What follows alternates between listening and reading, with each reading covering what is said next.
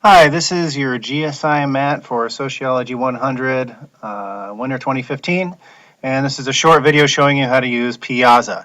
You're going to be using Piazza to submit your memo assignments each week, and you're going to be using it to ask me pretty much anything you would normally email me about, anything except for a personal issue or something that pertains solely to you.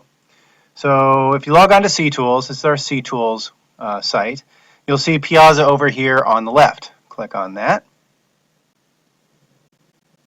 Wait for it to load. Okay, so here are the folders.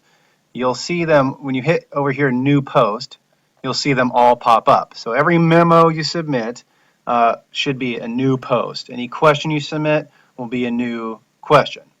So let's say I'm submitting memo for week 1.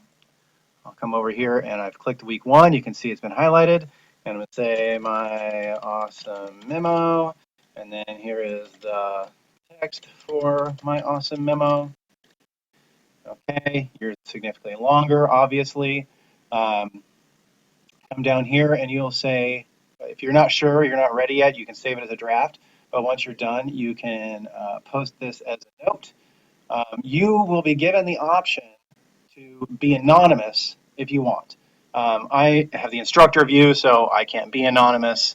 That would be odd. But you will be able to be anonymous. You are only anonymous to one another. You are not anonymous to me. So that's crucial for you to remember that. It can raise a lot of problems otherwise. So now I've posted this note.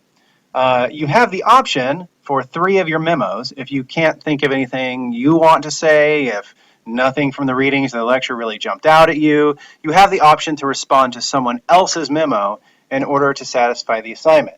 So then you can come over here to start a follow-up discussion. You can say, here are my awesome thoughts on your memo. And then you submit that as a follow-up. You won't see this, I don't think. That's just for my instructor view.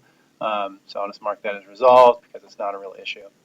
Now, if you're asking a question, it's a little bit different because then you need to go over here to post type and make sure it's a question. If it's a question, it sends a poke to my email and I'll say, oh, somebody asked a question, and I come on here and I'll answer it. I encourage you to answer each other's questions.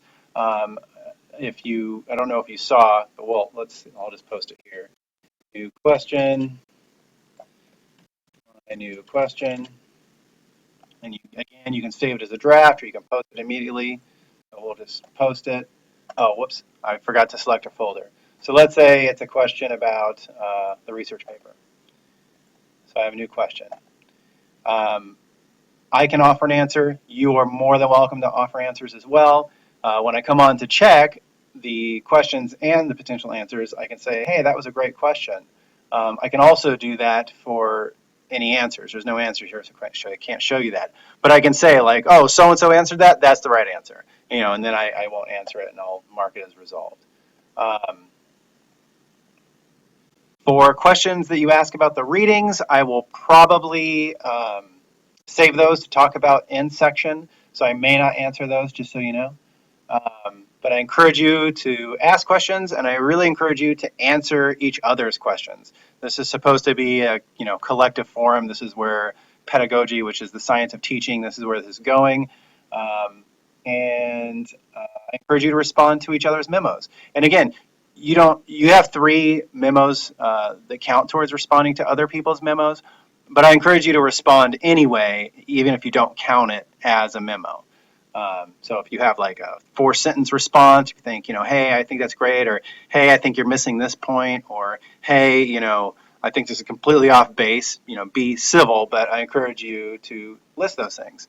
And again, you can be anonymous to each other, but not to me. All right, see you in class.